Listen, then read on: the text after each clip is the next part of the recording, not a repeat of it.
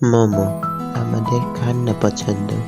Hello দর্শক, আজকে আমি আপনাদেরকে বানিয়ে দেখাচ্ছি ভেজিটেবল এগ মোমো। তো ভেজিটেবল এগ মোমো বানানোর জন্য প্রথমে আমরা একটি প্যানে তেল গরম করে তাতে পেঁয়াজগুলো বাদামি করে ভেজে নিব। তারপরে পেঁয়াজগুলো বাদামি হয়ে এলে তাতে আমরা দিয়ে দিব কুচি করে রাখা বাঁধাকপি। কুচি করে রাখা বাঁধাকপি হয়ে এটা হালকা আমরা তেলের সঙ্গে মিশিয়ে নিব এবং হালকা সিদ্ধ হয়ে এলে আমরা তাতে একে একে দিব হাফ চা চামচ মরিচের গুঁড়ো, হাফ চা চামচ চাট মশলার গুঁড়া, আর আপনাদের স্বাদ মতো হচ্ছে লবণ।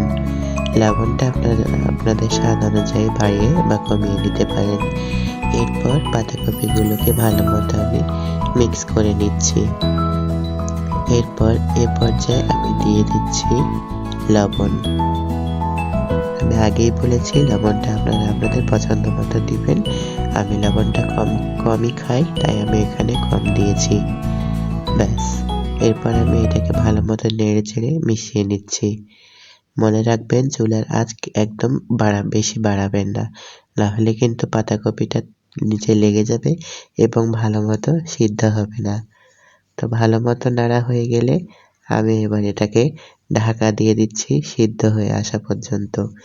এবার ঢাকনা তুলে দেখব আমাদের পাতাকপিটা প্রায় সিদ্ধ হয়ে এসছে, অনেকখানি সিদ্ধ হয়ে এসছে এবং আমি এখানে আবার ঢাকা দিয়ে রেখে দিচ্ছি যাতে এটা পুরোপুরি সিদ্ধ হয়ে যায়। তা আমাদের পাতাকপি পুরোপুরি সিদ্ধ হয়ে গিয়েছে।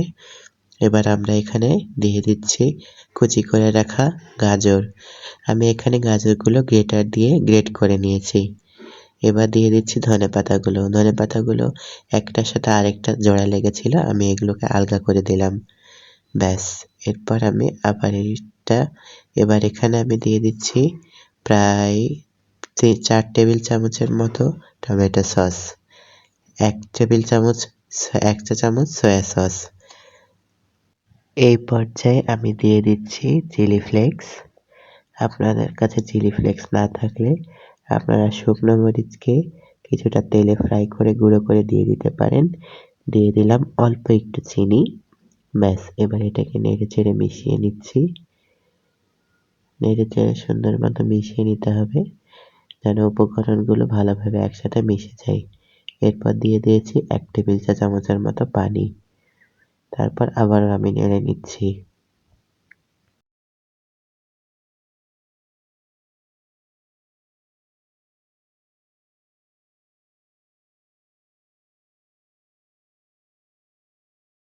তো ভালো মতো নেড়ে চেড়ে মিশিয়ে আমি এবার ঢাকনা দিয়ে এটাকে আবারও ঢেকে দিলাম কিছুক্ষণের জন্য। তারপর এগুলো এক সাইডে রেখে আমি এখানে তেল দিয়ে দিচ্ছি। এই তেলেই আমি ডিমটাকে ঝুরি করে ভেজে নিব। তো দিয়ে দিলাম তেল। এরপর আমি এটাই তেলে ডিমটা ঝুরি করে ভেজে নিব।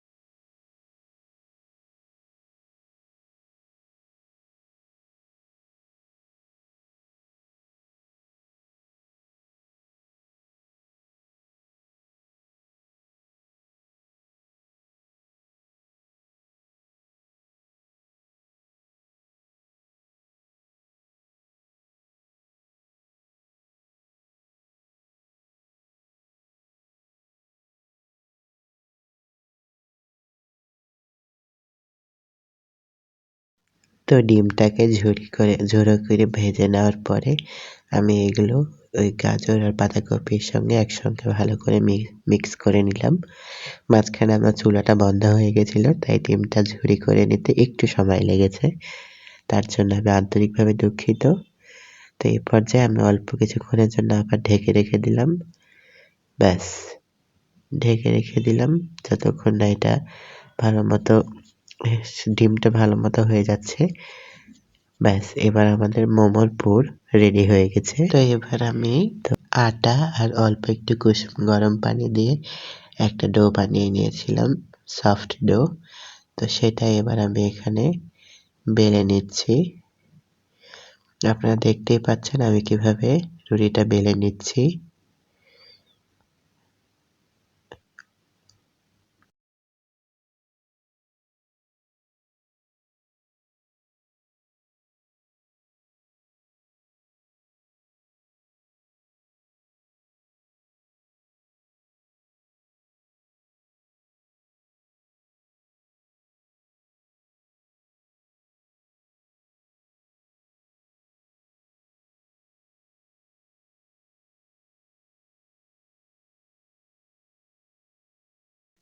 তো ব্যাস আমার রুটিটা বেলে নেওয়া হয়ে গেল। এবার আমি এখানে মোমোর পুর দিয়ে দিলাম। ব্যাস আমি আমার পরিমাণ মতো এখানে মোমোর পুর দিয়ে দিলাম। এবার আমরা এটাকে মোমোর শেপ দিয়ে নিব। তা আপনারা দেখতেই পাচ্ছেন আমি কিভাবে মোমোর শেপটা দিচ্ছি। তা আমরা যেভাবে ওই যে মানে পিঠে পার্বণ বানাই শীতকালে, সেই পিঠার মতো করে আমি এখানে ভাঁজটা দিলাম। ব্যাস এবার আমি এটা এই যে দুই ধারে মুড়ে এভাবে গোল করে মুড়ে নিতে হবে। একটার সাথে আরেকটা এভাবে মুড়ে নিতে হবে। তো হয়ে গেল আমার মোমোর একটা শেপ বানানো। এবার আরেকটা শেপ বানানো দেখুন। এটা হচ্ছে আমরা যেভাবে হচ্ছে শাড়ির কুচি দেওয়া হয় ওই কুচির মতো করে ভাঁজগুলো হবে। তো এভাবে করে আমি ভাঁজগুলো দিয়ে দিচ্ছি। আমার ক্যামেরা ধরা সঠিক হয়নি তাই ভালো মতো হয়তো দেখতে পাওয়া গেল না। তো এইভাবে করে কুচি করে আমি আর কি মোমোর এই যে আরেকটা দ্বিতীয় যে শেপটা এটা বানিয়ে নিলাম। তো কুচি করে আমার এই মানে মোমোর শেপগুলো বানানো হয়ে গেল।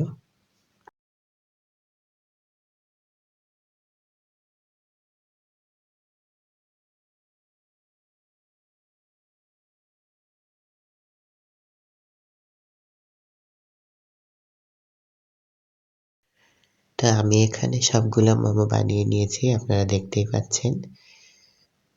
তো এবার আমি আমরা যে ভাপা পিঠা বানাই সে হাঁড়ির ওপর একটা হচ্ছে সুতি কাপড় বসিয়ে দিয়েছি। মনে রাখবেন কাপড়টা যেন আগুন থেকে সাবধানে থাকে, নাহলে কিন্তু কাপড়ে আগুন লেগে যেতে পারে। তো এবার পানিগুলো গরম হয়ে গেলে আমি মোমোগুলো এক এক করে দিয়ে দিয়েছি। তারপর ঢেকে দিয়েছি যতক্ষণ না এটা হয়ে যাচ্ছে। তো ঢেকে দিলাম আমি, হতে থাকুক মোমোটা। ব্যাস এবার ঢাকনা খুলে দেখলাম মোমোটা হয়ে এসছে। আপনারা দেখলেই বুঝতে পারবেন মোমোটা কতটুকু হয়ে এসছে। তো এটা যেন একে অপরের সাথে গায়ে লেগে না যায় আমি ছেঁচকি দিয়ে একটু আলগা করে দিলাম।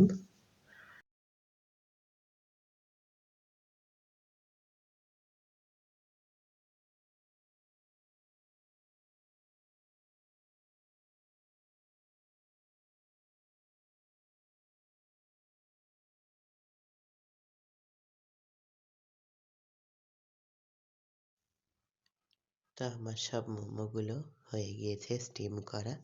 আমি দুটো আলাদা করে ভেজেছিলাম, সেটা ওই সাইডে রেখেছি। তো মাঝখানে আমি একটু টমেটো সস দিয়ে পরিবেশন করে নিয়েছি।